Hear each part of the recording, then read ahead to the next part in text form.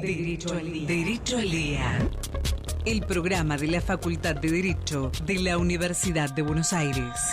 Derecho al Día. Derecho al Día. Por Radio UBA.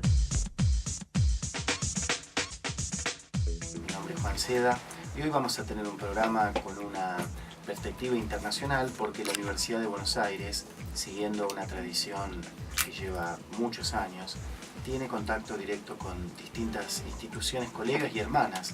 Y hoy en día vamos a charlar con 3 profesores y amigos de la prestigiosa Universidad Nacional Autónoma de México. Así que ya mismo los presento. Se trata del señor secretario general de la Facultad de Facultad de Derecho de la UNAM, el doctor Miguel Ángel Vázquez Robles. ¿Qué tal? Buenas noches, Miguel Ángel. Buenas noches, José Antonio. Mucho gusto en tenerlo aquí, realmente es un honor. También estamos con el profesor Eduardo López Betancourt. ¿Cómo le va, Eduardo? Mucho gusto saludarte, Juan. Enhorabuena. Y también estamos con el doctor Elías Polanco Braga. ¿Qué tal, Elías? Bien, muchas gracias, doctor Seda, por la invitación. Bueno, al contrario, realmente para nosotros es un honor, un gusto contar con la presencia de colegas extranjeros. Se nutre el mundo académico de este intercambio, pero ya quisiera arrancar con ustedes preguntándoles qué los trae a Buenos Aires. Una presencia que tuvimos de Juan Antonio Seda en la Facultad de Derecho hace unos días, en el cual nos platicó algunas inquietudes y algunas experiencias particulares de la Universidad de Buenos Aires, a instancia del doctor Eduardo López Betancourt, que es uno de nuestros mejores maestros, nuestro representante ante el Consejo Universitario. Aceptamos la invitación con la idea de platicar aquí con nuestros colegas de cuáles eran las inquietudes que como académicos teníamos y cuáles eran las vías de solución que podíamos presentar.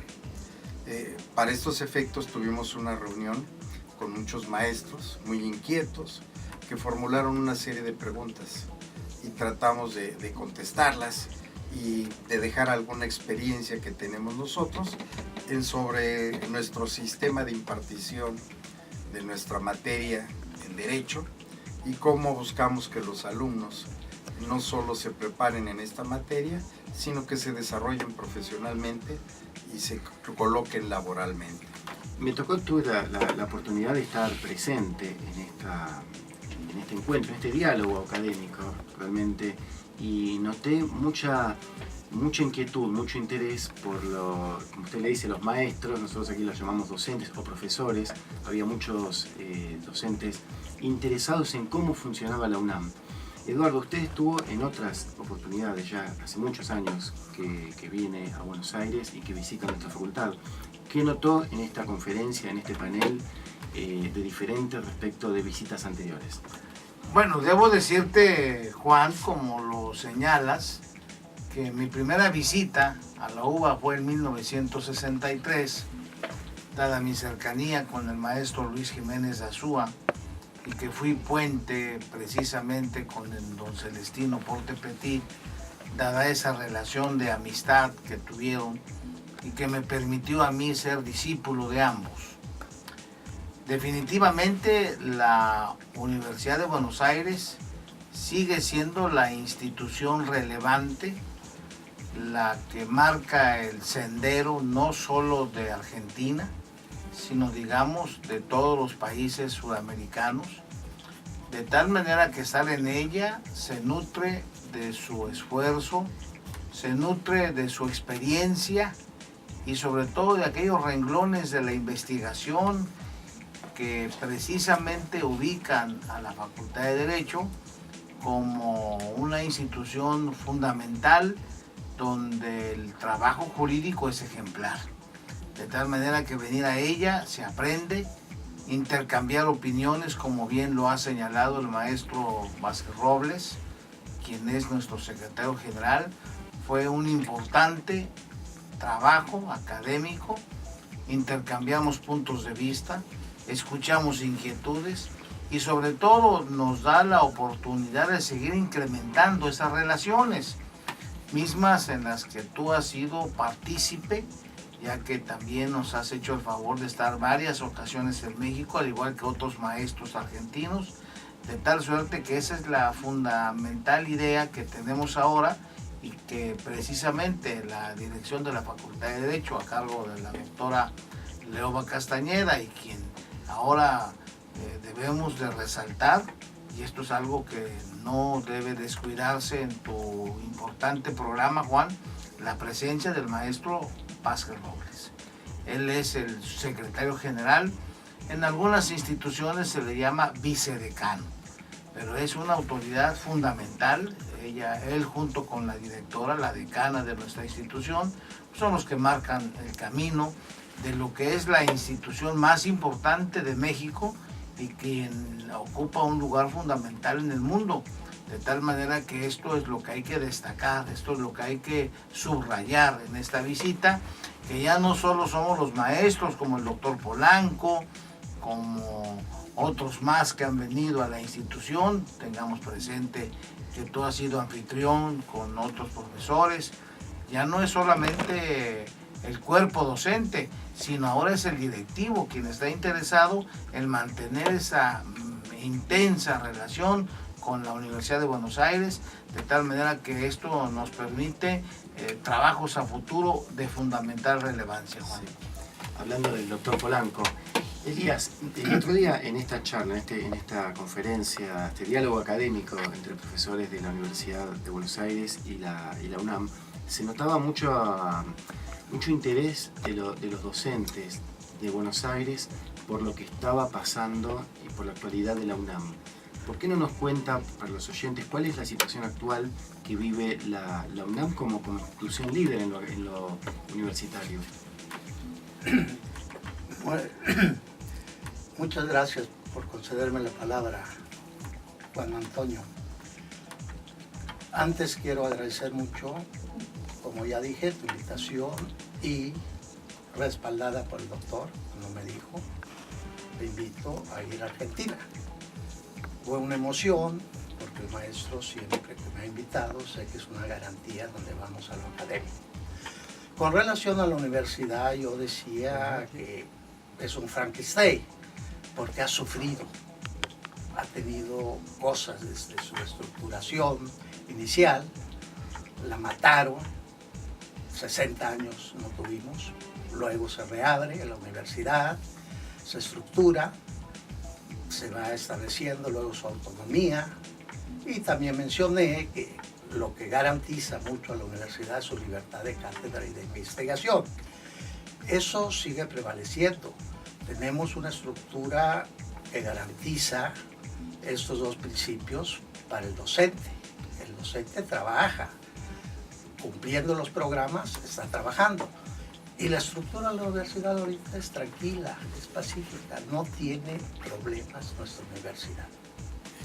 Bueno, me interesa también llevarlos a cuestiones que tienen que ver con lo jurídico a nivel ya nacional, México, e incluso, porque no, a nivel continental. Pero si les parece, vamos a hacer una breve pausa y continuamos con Derecho al Día, el programa de la Facultad de Derecho. Al día. 87.9. Derecho al Día, el programa de la Facultad de Derecho de la Universidad de Buenos Aires. Derecho al Día, el programa de la Facultad de Derecho, hoy con 3 profesores notables de la Facultad de Derecho de la Universidad Nacional Autónoma de México. Y también quiero destacar algo que bien decía el doctor López Betancourt: no solamente profesores, que los 3 lo son, sino que prácticamente contamos con la segunda máxima autoridad de aquella universidad, lo que nosotros llamaríamos vicedecano, en la UNAM se llama secretario general. Realmente es un honor contar con profesores y directivos. Quisiera un poco preguntarles cuál es la situación jurídica actual que ustedes perciben desde sus distintos ámbitos de acción. Miguel Ángel es especialista en derecho fiscal. Aquí tenemos normalmente en el tema fiscal bastantes conflictos en relación a la incertidumbre que se produce. ¿Qué situación se vive en su materia en México? Bueno, Juan Antonio, en realidad esto es algo público, que en estos últimos días han existido reformas fiscales que pretenden incrementar los ingresos para el ejercicio de 2014, derivado de diversas problemáticas que se presentan a nivel nacional.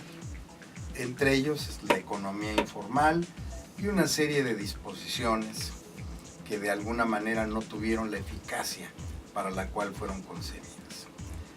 Con este motivo, el año que entra se pretende llevar a cabo un plan que permite varios aspectos. Primero, la economía informal es un problema mundial de desempleo, pero se pretende regularizar a lo más posible este tipo de actividades.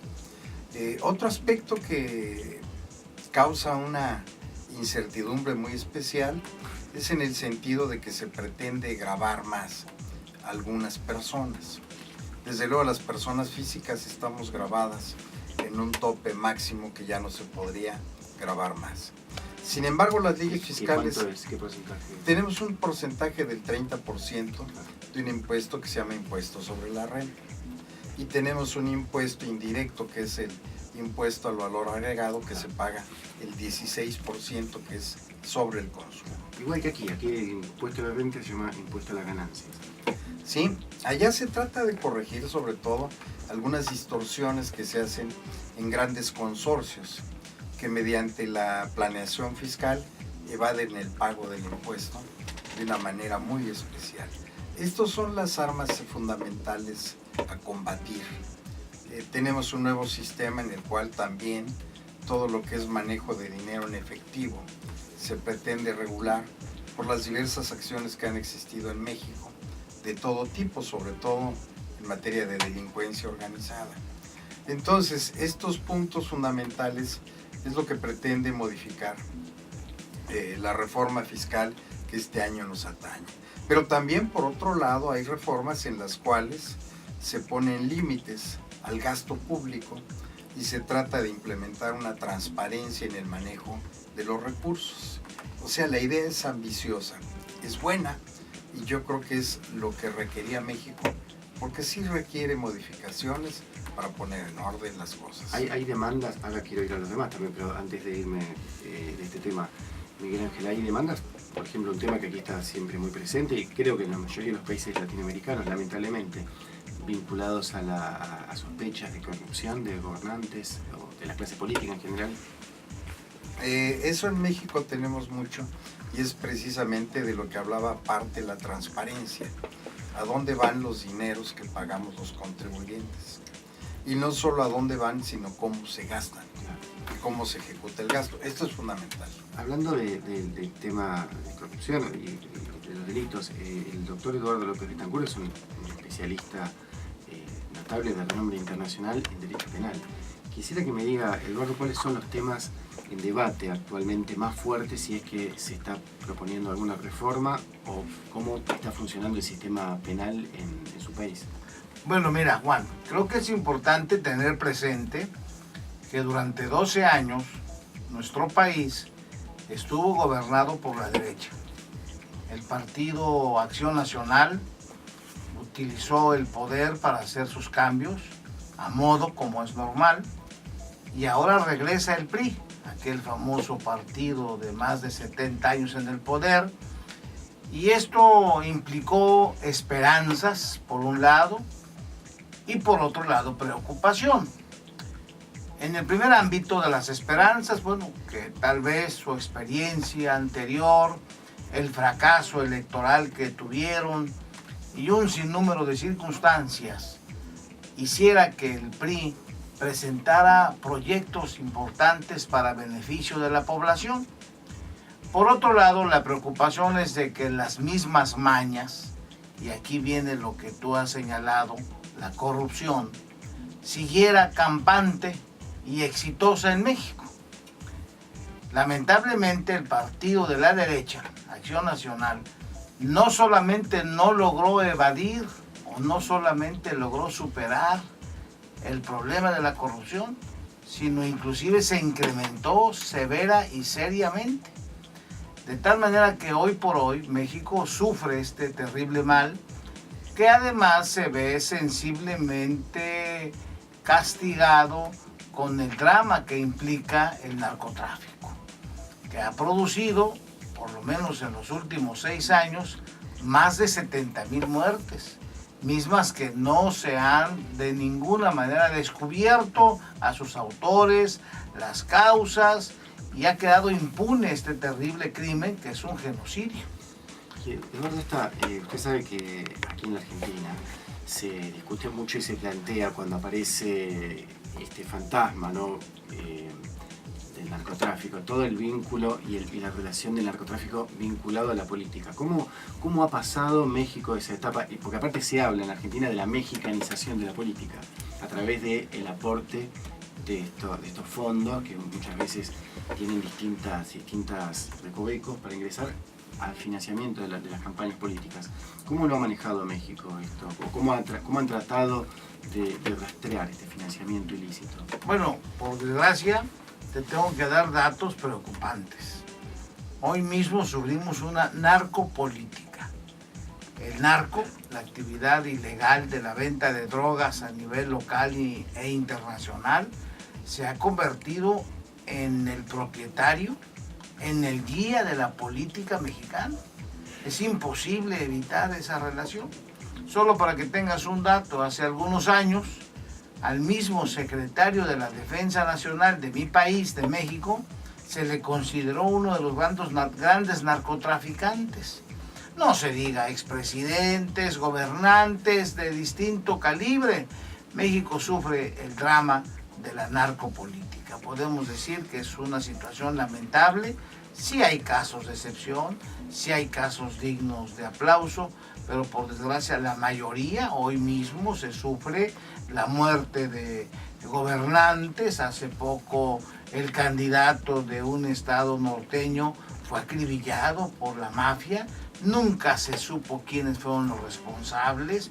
Presidentes municipales cotidianamente son asesinados por el narcotráfico, de tal manera que México hoy sufre una verdadera, angustiante guerra del narcotráfico sin ninguna moderación. Lo que se ha logrado en este año del gobierno priista ha sido muy poco. Realmente no tenemos muchas esperanzas de que esto cambie, y cuando aquí en Argentina se habla de una mexicanización, están en lo correcto. Esto es cuando la política es corrupta, pero si a ese problema le agregas el problema del narcotráfico, que viene con dinero y con una violencia verdaderamente incontrolable, la situación se vuelve preocupante, angustiante para la sociedad, Juan.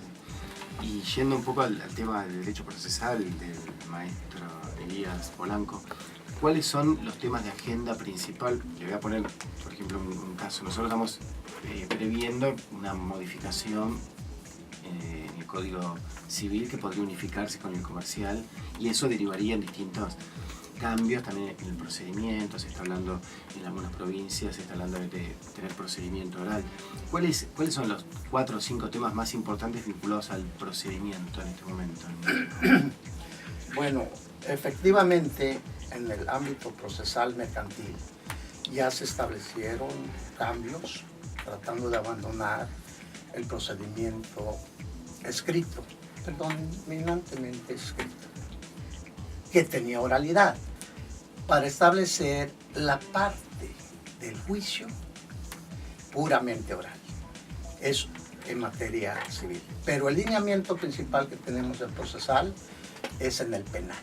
El sistema penal procesal es un cambio radical que se está haciendo, que algunos lo califican como inquisitorio escrito. No, nosotros teníamos el mixto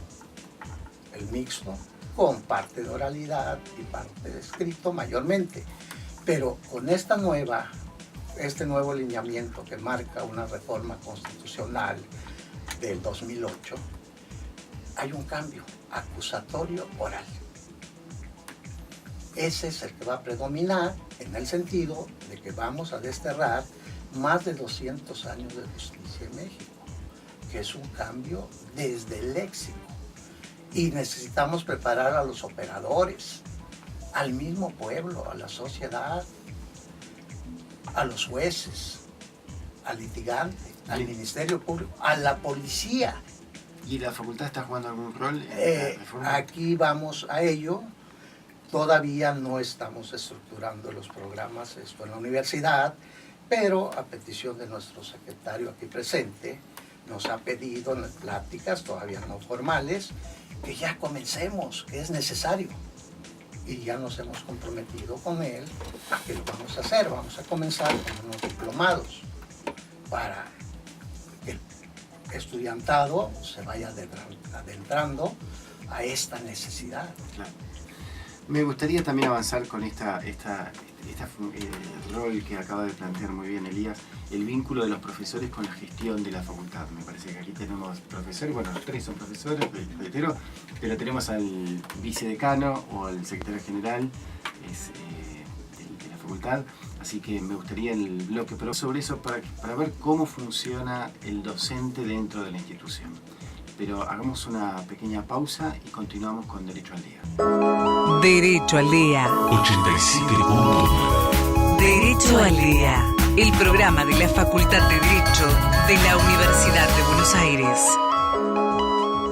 Estamos con tres profesores y amigos de la UNAM. Realmente se han venido desde allá, desde México, DF, hasta Buenos Aires para compartir su conocimiento, para visitar nuestra casa, para dictar una conferencia, entrevistarse con nuestra decana, con distintas autoridades, compartir con nosotros en la radio. Realmente hace a una hermandad entre dos instituciones que tienen lazos desde hace muchos años. Eduardo comentaba hace un momento que él viene desde el año 1963 y que trabajó con el doctor Jiménez de Azúa. Fue así. En efecto, así es. O sea que vio pasar distintas generaciones de penalistas. Por supuesto que sí, además muy destacados todos ellos. No olvidemos, Juan, que el derecho penal argentino, junto con el derecho penal español, han sido faro de luz para todos los pueblos hispanoamericanos, de tal manera que lo que sucedía en Argentina y en España era importantísimo para México y para todos los países de habla hispana.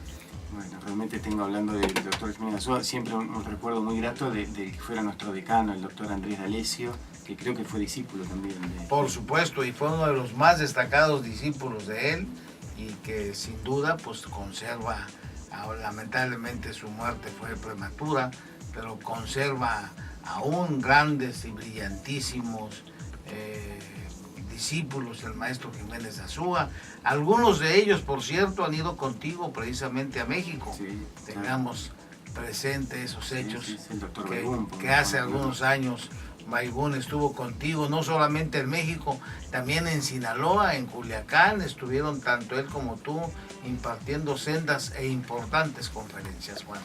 Bueno, muchas gracias, pero aprovechando esta visita de tres profesores, dentro de los cuales hay un funcionario muy importante de la facultad directivo, quisiera preguntarle, Miguel Ángel, ¿cómo es el sistema de elección de autoridades? ¿Cómo se eligen autoridades de la facultad? ¿Se vota? ¿Hay cogobierno? ¿Quiénes participan para elegirlo a usted, por ejemplo? ¿Cómo fue la elección?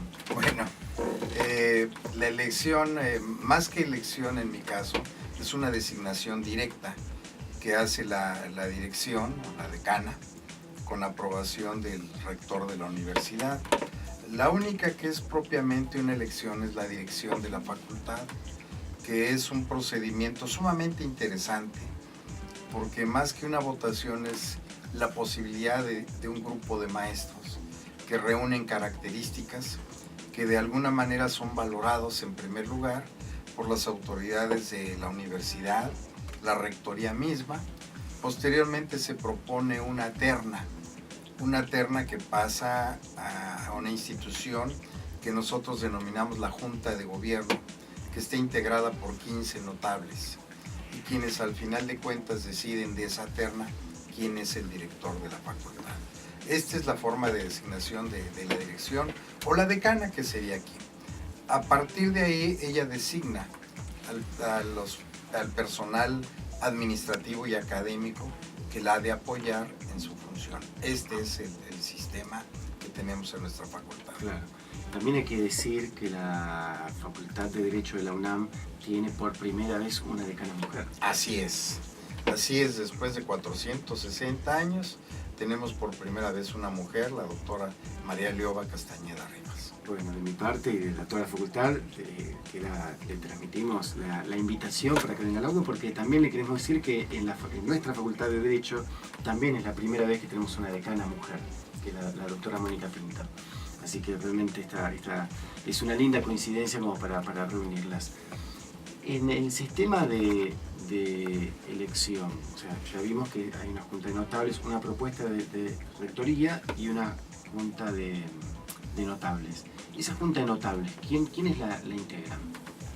Bueno, la integran gente destacada que a su vez es elegida por un órgano legislativo, pudiéramos llamar, del cual forma parte el doctor Eduardo López Betancourt, que es el Consejo Universitario. De igual manera, el rector propone ternas y se van integrando estos 15 notables, que normalmente es gente muy preparada, con un gran prestigio académico y con una gran capacidad y un esfuerzo de trabajo dentro de la Universidad Nacional Autónoma de México. Y la situación de la UNAM dentro del mercado, podemos decir, educativo, dentro de las distintas instituciones de derecho, ¿qué lugar ocupa la UNAM? O sea, yo ya sé qué lugar ocupa, que es el de privilegio de liderazgo, pero ¿cómo es el sistema? ¿Hay otras facultades? ¿Cuántos alumnos tienen? ¿Cómo está ubicada la UNAM en el contexto educativo universitario? Bueno, en primer lugar, la Facultad de Derecho de la Universidad Nacional Autónoma de México es la mejor. No digo la número uno, pero sí la mejor.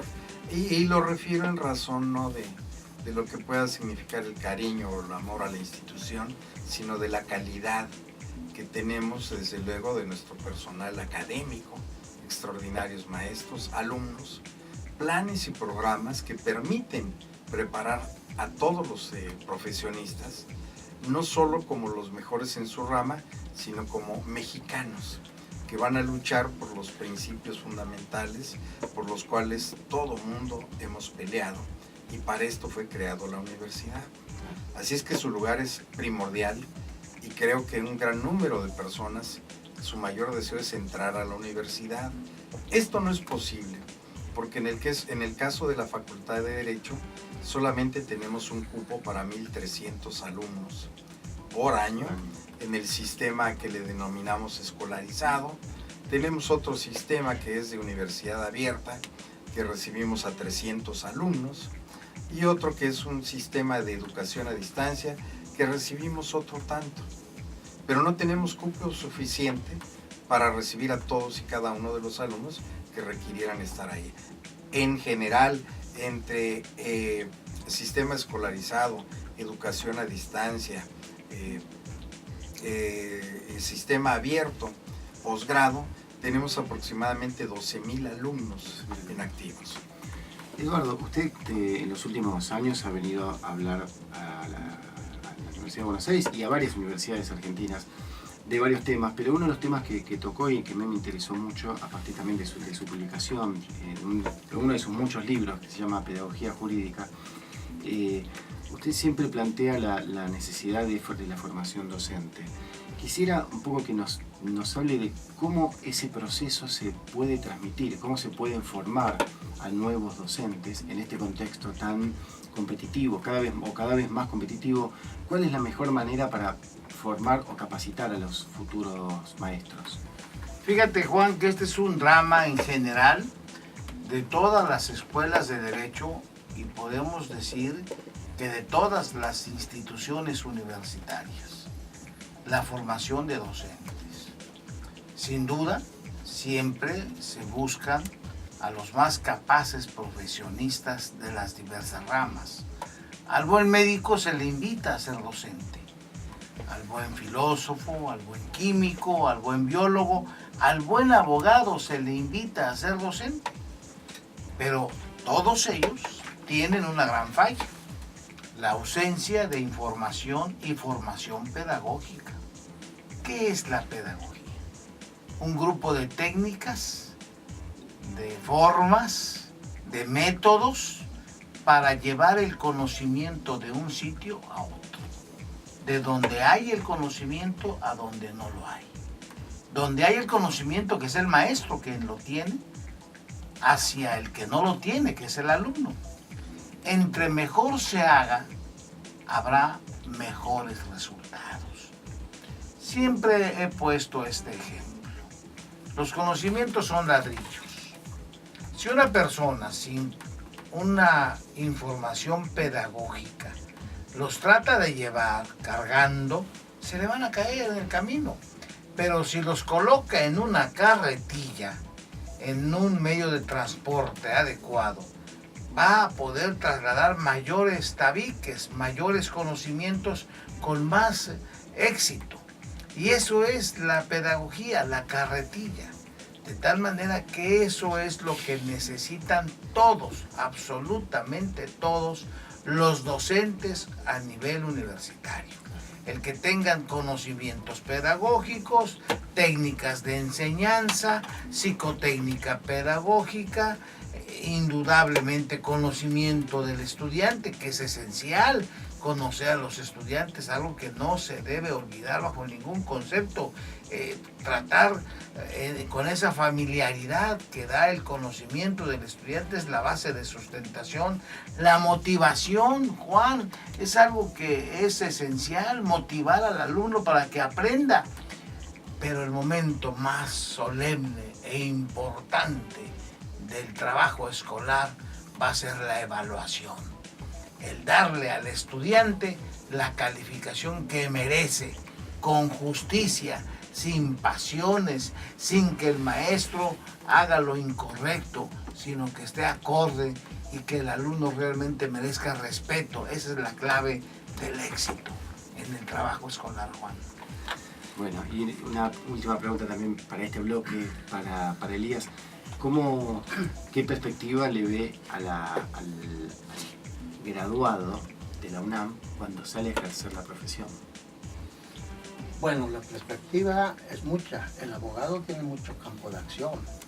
Ya dijimos, puede ser docente, puede ser investigador, puede entrar en la procuración de justicia, puede ser inclusive iniciador en la carrera judicial. Pero lo más fuerte es el litigio, la postulancia. Ahí es donde se foguea el abogado. Y muchos de mis alumnos, yo desde teoría del proceso, cuando les imparto, les digo, colóquense en un despacho, trabajen, practiquen, vívanlo. Mientras estudian. Están estudiando. 1 hora, 2 horas que les den la oportunidad, van a aprender, porque van a aprender no solamente a ir al juzgado, sino que van a leer expedientes, van a tener la práctica para que se adentren. Independientemente que mi sistema es que entiendan la práctica. Los mando a los juzgados, les pido que lean expedientes, que lo comenten, que me hagan informes.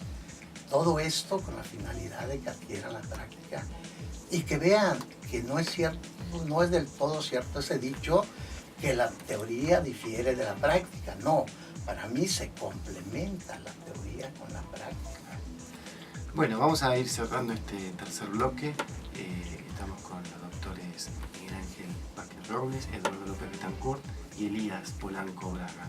Vamos a hacer una breve pausa y continuamos para entrar en la última parte de nuestro programa de Derecho al Día. Derecho al Día. 87.9. Derecho al Día.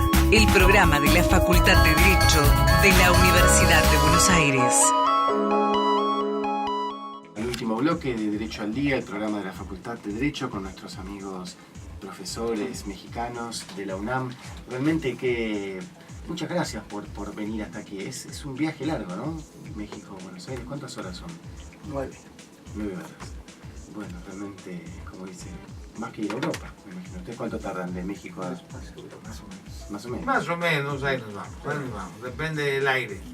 Depende del aire, las condiciones climatológicas. Pero ahora con todas las nuevas tecnologías tiene que haber muchas otras formas que, además de la visita presencial, que es tan valiosa y tan importante, también que tengamos otros vínculos permanentes, como por ejemplo contactarnos con el programa de radio. Nos contaba Miguel Ángel que la UNAM, la Facultad de Derecho, tiene un programa de radio también con nosotros. Así es. Tenemos un programa los lunes en la mañana de 12 a 1, dedicado a cuestiones de la Facultad de Derecho. Bueno, los vamos a contactar, pero con mucho gusto, así que les vamos a pasar nuestros datos. Pero quiero aprovecharlos como profesores, como especialistas de sus materias, y no quisiera preguntarles, no quisiera dejar de preguntarles sobre las novedades en cada uno de los campos en sus materias. ¿Qué es lo que se está viviendo? Por ejemplo, ¿qué novedad en materia de legislación fiscal se está viviendo en México ahora? Bueno, desde luego en materia fiscal hay una novedad extraordinaria, que son los medios electrónicos. Y lo refiero extraordinario porque tradicionalmente la contabilidad que se llevaba era documentada mediante un libro de ingresos y egresos que había que inclusive llenar a mano. Esto era lo tradicional.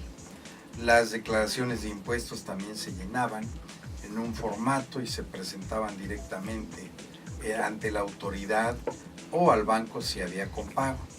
En la actualidad los medios electrónicos en esta materia hay una gran innovación, porque a partir del año que entra, tanto la contabilidad como toda la comprobación va a ser mediante medios electrónicos. Las facturas que se expidan va a ser por medios electrónicos. Los gastos que se realicen mediante medios electrónicos. El cumplimiento de obligaciones mediante medios electrónicos.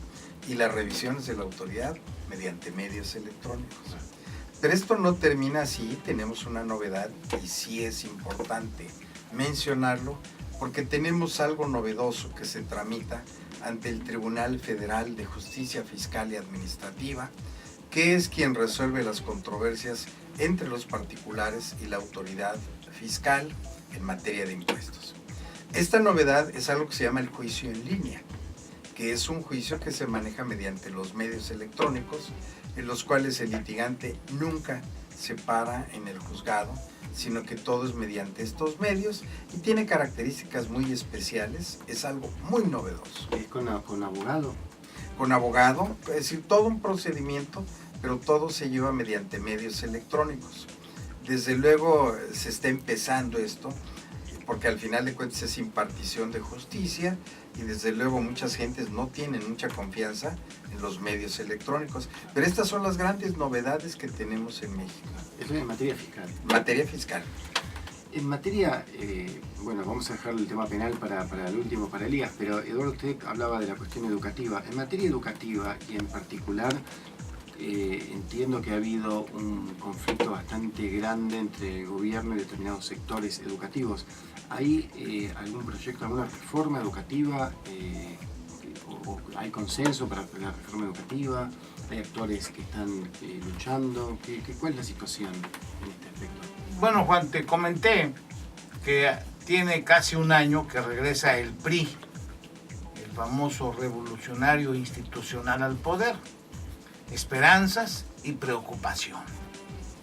Dentro de las primeras se planteó la reforma, así se dijo, educativa, como uno de los grandes éxitos del presidente Enrique Peña Nieto. También se habló de la reforma financiera, y por ahí está tocando a nuestra puerta la preocupante reforma energética. Ya se refirió el maestro Vázquez Robles a la reforma en materia hacendaria, que en lo personal me parece de veras dramática. Los que pagamos vamos a pagar más, y los ricos que nunca pagan, menos pagarán ahora. Esa es mi opinión sobre una reforma financiera que no nos va a llevar a nada bueno. Pero en fin, había que hacer algo y no lo hicieron bien, que es lo más triste. Pero en donde observas el fracaso más rotundo de Peña Nieto es en el aspecto educativo. Es algo verdaderamente preocupante. ¿En qué consistió su famosa reforma educativa? En evaluar, según lo señala, a los maestros. Esto es muy pobre. Una reforma educativa sustentada en calificar a los docentes como el único sector que está fallando. Cuando en México fallan los jueces, ¿por qué no evaluarlos? Los hombres públicos, tenemos políticos que no saben las capitales del país. Les preguntan cuál es la capital, por ejemplo, del estado de Veracruz, y te dicen que Veracruz, olvidan que es Jalapa. Hay políticos en México que les preguntas que te digan 3 libros que hayan leído y no te dicen uno solo. O sea, la diáfana ignorancia del sector político es patética. ¿Por qué no evaluarlos a ellos? No, se les ocurrió a los docentes. Después de que ellos, los culpables, fueron los priistas. Aquel perverso presidente que tuvimos, que se llamó Carlos Salinas de Gortari, y que al parecer es el padrino de Peña Nieto, es el que está atrás de él, ese perverso sujeto endemoniado, producto genuino del Averno, está haciendo de las suyas en México, Juan. Es algo que no puedo callarme, por más que me jalonee el maestro Polanco el pantalón, no voy a dejar de decir mi verdad, cueste lo que cueste. Pero ahora mismo en México estamos pasando por un drama en contra de los maestros, víctimas de la infamia. Tienen que salir a la calle los docentes a pedir justicia. Y lo más dramático, Juan, es que no les hacen caso. No hay una sola autoridad que les escuche, que trate de orientar sus problemas. Estamos viviendo una verdadera crisis de valores en México, donde los maestros están siendo castigados infamemente. Esa reforma educativa de Peña Nieto no está conduciendo a nada y ya es el momento inclusive de hablar de contrarreforma. Los maestros merecen respeto y no que estén en la calle exigiendo derechos, porque es a lo único a lo que los han orillado a salir a la calle. Hoy en México tenemos decenas de miles de maestros viviendo en la calle, Juan, y no hay una autoridad que les atienda, no hay una solución para ellos. El trato déspota, arbitrario, abusivo, es lo único que reciben, de tal manera, como también te decía hace un momento, todo le está saliendo mal a Peña. Compró un circo y fíjate que le están creciendo los enanos. También resulta que los animales se le escaparon y no se diga que el alambrista ya se quebró las piernas. Ante esta situación dramática, Peña tiene que dar un viraje a su gobierno y pensar en cambiar colaboradores, porque los que ahora tiene son verdaderamente ineptos, incapaces, desde cualquier punto de vista que los analices, Juan. Elías, estamos, usted una de las primeras cosas que planteó fue el tema de la libertad académica. Urge antes del 2016, junio del 16, que tenemos un límite para que esas reformas que mencioné de un nuevo sistema procesal penal entre en vigor en toda la República.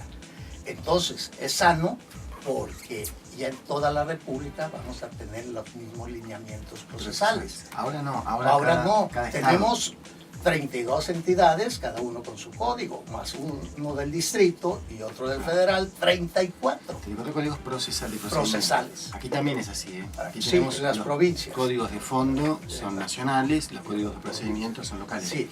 Los códigos de fondo, el código penal nacional, lo dije para todo el país. Es para todo el país. país. O sea, lo que quieren unificar ahora es el código de procedimiento. El código de procedimientos. Pero, ¿qué sucede? Hay una resistencia de los gobernadores que consideran que van a perder poder y argumentan algo más fuerte, los usos y costumbres de cada lugar. No es lo mismo el regionalismo del norte, del centro y del sur. Pero yo siempre he dicho, eso se resuelve fácil, con leyes complementarias para cada estado de acuerdo a esos usos y costumbres. Claro. Nos despedimos por el día de hoy. Hemos hablado con los 3 importantes profesores de la Universidad Nacional Autónoma de México, el doctor Miguel Ángel Vázquez Robles, el doctor Eduardo López Betancourt y el doctor Elías Polanco Braga. Así que esto ha sido todo por el día de hoy y será hasta la semana próxima.